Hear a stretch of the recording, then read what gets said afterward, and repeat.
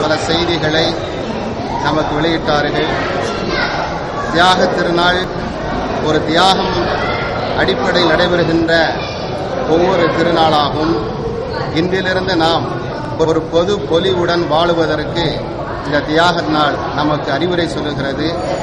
ஹசரத் இப்ராஹிம் அலைஹிஸ்ஸலாம் அவர்கள் இந்த மார்க்கத்துக்காக அல்லாஹ்வுக்காக தன் மகனை எப்படி அர்ப்பணித்தார்களோ இதுபோன்று ஒவ்வொருவர்களும் தன் குடும்பத்தார்களை தங்களை அர்ப்பணிப்பதற்கு ஒரு வழிகாட்டியாக இந்த தியாக நாள் இருக்கிறது என்பதை நாம் மனதில் வைத்துக்கொண்டு வெளிநாட்டில் வாழ்கின்ற அன்பார்ந்த பெருமக்களுக்கும் இஸ்லாமிய சகோதரர்களுக்கும் பேரளந்தூர் TZR ஆன்லைன் மூலமாக இந்த பெருநாள் நல்வாழ்த்துக்களை நாங்கள் தெரிவித்துக் கொள்கிறோம்.